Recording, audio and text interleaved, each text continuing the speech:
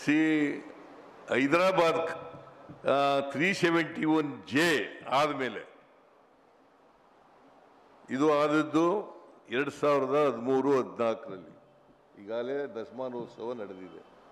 ನಾನೇ ಬಂದಿದ್ದಾಗ ಸೆಪ್ಟೆಂಬರ್ 17ನೇ ತಾರೀಕು ಬಂದಿದ್ದಾಗ ದಶಮಾನೋತ್ಸವವನ್ನು ಆಚರಣೆ ಮಾಡ್ತಕ್ಕಂಥ ಅದನ್ನು ಉದ್ಘಾಟನೆ ಮಾಡ್ತಕ್ಕಂಥ ಕೆಲಸವನ್ನು ಮಾಡಿದ್ದೇನೆ.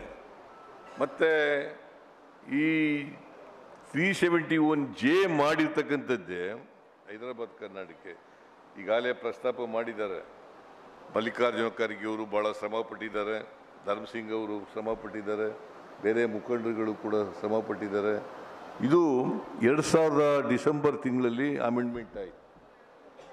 ಆಮೇಲೆ ಜನವರಿ ತಿಂಗಳಲ್ಲಿ ಅಮೆಂಡ್ಮೆಂಟು ಜಾರಿ ಬಂತು. ನಾವು ಅಧಿಕಾರಕ್ಕೆ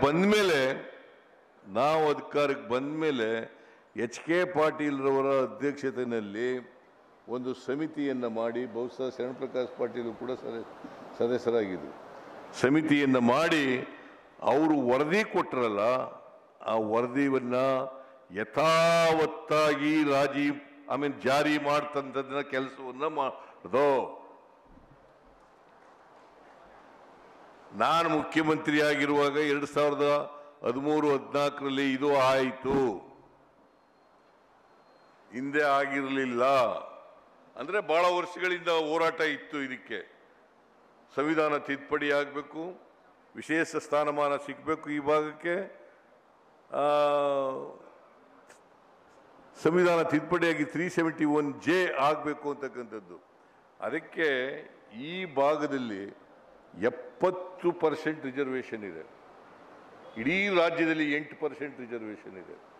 ಇದು ಮಾಡೋದ್ರಿಂದ ಅನೇಕ ಜನ ಡಾಕ್ಟರ್ಗಳಾಗಲಿಕ್ಕೆ, ಇಂಜಿನಿಯರ್ಗಳಾಗಲಿಕ್ಕೆ, ಲೆಕ್ಚರರ್ಸ್ ಆಗಲಿಕ್ಕೆ, ಟೀಚರ್ಗಳಾಗಲಿಕ್ಕೆ, ತಹಸೀಲ್ದಾರ್ಗಳಾಗಲಿಕ್ಕೆ, DYSPಗಳಾಗಲಿಕ್ಕೆ ಸಾಧ್ಯ ಆಯಿತು.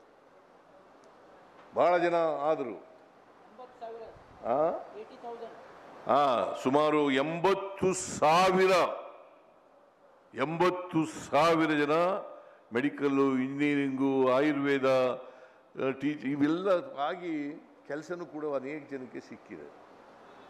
ಇದೆಲ್ಲ ಆಗಬೇಕಾದ್ರೆ 371J ಕಾರಣ ಅಂತಕ್ಕಂಥದ್ದನ್ನು ತಿಳ್ಕೋಬೇಕಾಗ್ತದೆ. ಇದನ್ನ ಕಾಂಗ್ರೆಸ್ ಸರ್ಕಾರ ಮಾಡಿದೆ ಅಂತಕ್ಕಂಥದ್ದನ್ನು ಕೂಡ ನಿಮ್ಮೆಲ್ಲರ ಗಮನಕ್ಕೆ ತರಲಿಕ್ಕೆ ಬಯಸ್ತಾ ಇದ್ದೇನೆ.